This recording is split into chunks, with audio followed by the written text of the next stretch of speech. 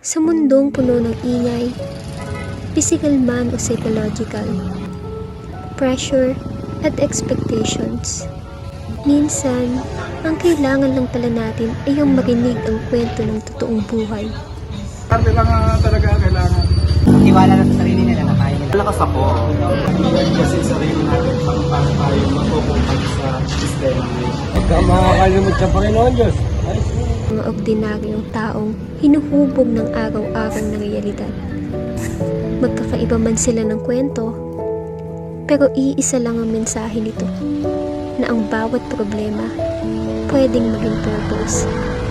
At ang mga ordinaryong tao ay pwedeng maging inspirasyon para sa iba. Wala ng tao. Nawa ko lang, explore ako sa mga iba't ibang sa internet.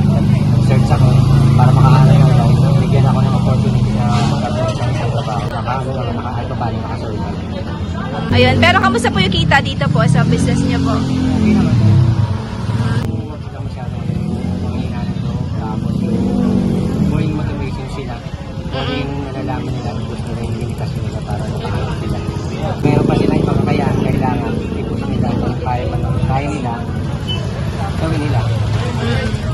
Huwag silang mag-intimidate sa ibang tao na hindi nila kaya. Tiwala na sa sarili nila na kaya nila. Huwag yung tiwala sa iba. Okay po. Thank you po Kuya Rani. Pinakamahirap ko lang naranasan is nung grade 12 ako. While studying in Exar Colleges of Asia, I'm also a mother and a father of my 5 sisters. Kasi wala sila mama, nagkatrabaho sila. Kailangan kong gumising na maaga ng 4 to 5 a.m. para magsayang, magluto, pag-inis sila ng tubig. Then 8 a.m. papasok ako. Papasok sila ng by 7 a.m. Inuwi ako ng hapon. Tapos, pagdating ko ng hapon, makalat yung bahay, nilinis ako. Tapos, magagalit ako. Oo. Tapos, nilinisin ko lang din naman. Tapos, pagluluto ko sila ng hapunan, gano'n. Ang yung number 1 talagang na ano ko noon is, malakas ako. Kasi, kung mahina ako, hindi ko talaga makakaya na yun. Tsaka yung time management. Every time na may libreng oras, kahit isang oras, or kahit 30 minutes lang, ang ginagawa ko, minimake sure ko na hindi yun nasasayang. Ginagawa ko siya for activities or kaya minsan may me time ako para sa sarili ko kahit paano.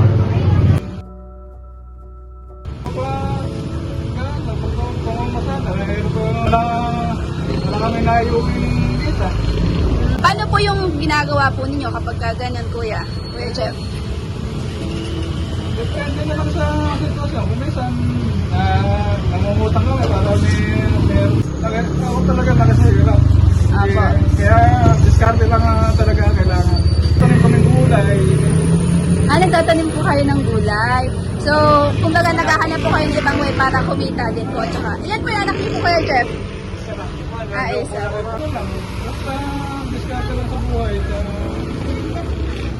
Mag-aaral silang mabuti para hindi maranasan nahirapan sa Ayan, okay.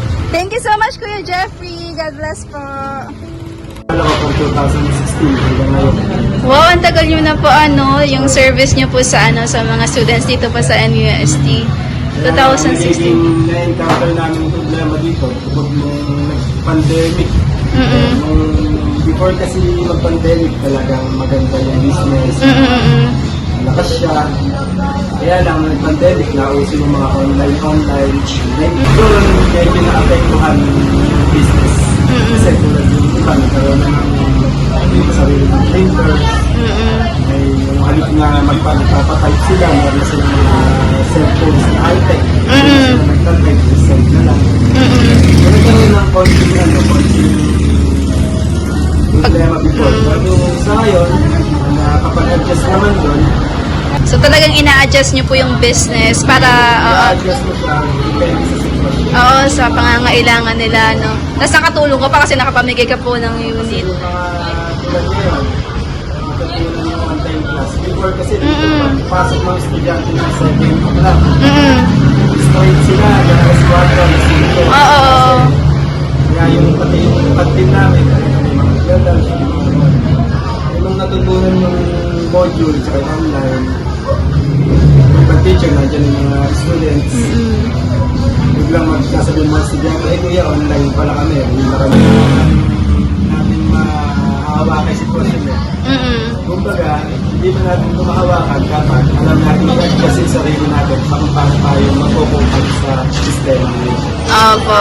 Parang marunong kang mag-adjust. Flexible, oo, kadapat. Yung ano lang, self-assessment lang kung paano i-adjust. Galing. Ang galing ni Kuya. Thank you so much, Kuya Edison. God bless po. Ako ay salesman driver ako ng Lorenzo nung araw. Opo. Hawak ko buong lote. Opo. Dalawang 10-wheeler na itlog.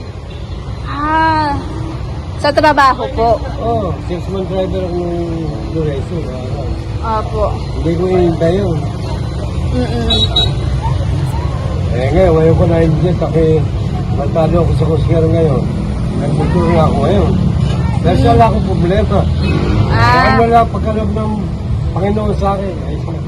wow. Ano po yung ma-i-advise nyo lang po sa mga kabataan po sa na... Aba, kailangan ang mga kabataan ngayon, huwag mo nga suwain na magulang, mag-aral na mabuti para hindi na maranasan yung naranasan ng mga magulang nila. Ganun na, Opo. huwag ka makakalimot sa Panginoon Diyos. Ayos na. Ayun. Huwag ka manala mo sa kapwa. Yun. Okay. Thank you po, Kuya Remy. God bless po.